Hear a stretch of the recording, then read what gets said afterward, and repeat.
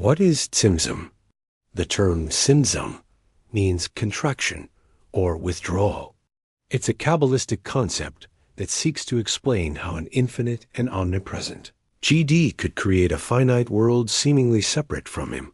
The main idea is that before creation, the Ein Sof, the infinite, GD, before any emanation, filled all space. For there to be room for the world to exist, G had to, so to speak, contract his own infinite light, creating an empty space or vacuum. It is in this space that the process of creation unfolded. Think of it as an act of divine self-limitation. GD restricted his limitless presence to allow for a reality distinct from him to manifest. Without this act of Tzimtzum, everything would be purely and simply the infinite light of GD, and there would be no space for the existence of a universe with independent beings, free will, and the capacity to relate to the divine. This concept is crucial because it explains duality. It allows for the existence of something that is not GD himself, a world that, although created by him, appears to have its own autonomy. Emphasizes divine generosity. Tzimtzum is seen as an act of love and benevolence, where GD empties himself to make room for his creation. Addresses freedom. If PD were present in his full plenitude at every point, there would be no room for human free will, as divine influence would be overwhelming.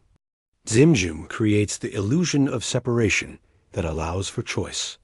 Tzimtzum and Tikkun, rectification.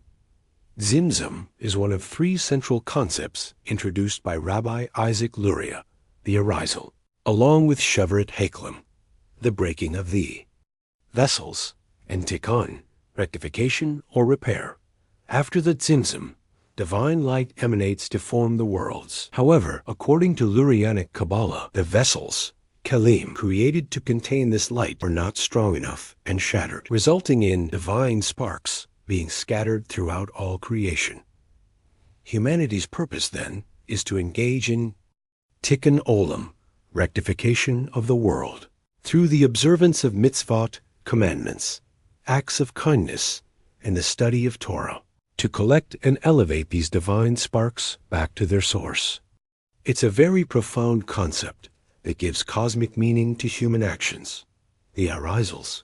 Legacy. The arisal lived in the 16th century in Safed, Galilee, which became a vital center for Jewish mysticism after the expulsion of Jews from Spain.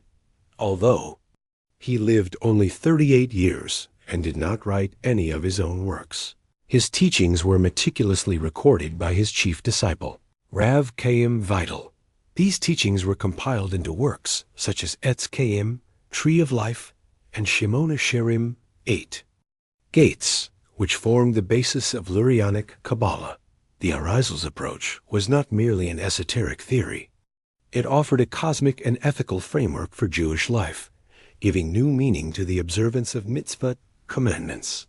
The idea that every action, every prayer, and every study can contribute to Tikkun Olam, rectification of the world, is a powerful concept that resonates to this day.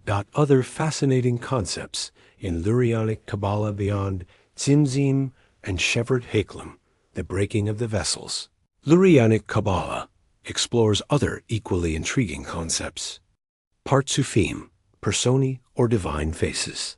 The arisal described how the Sephirot, divine emanations, reconfigure into more complex faces, or personae, such as Eric Anpin, the long face, associated with infinite patience, and Zer Anpin, the short face, associated with more direct interaction with the world.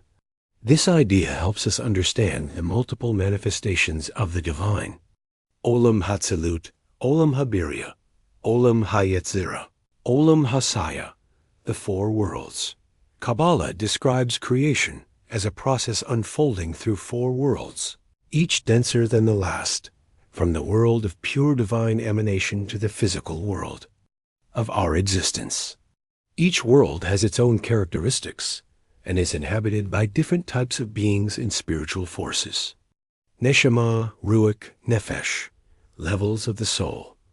Jewish mysticism deepens the understanding of the human soul, describing it with different levels of consciousness and connection to the divine. Tikkun and spiritual service aim to elevate these different levels of the soul.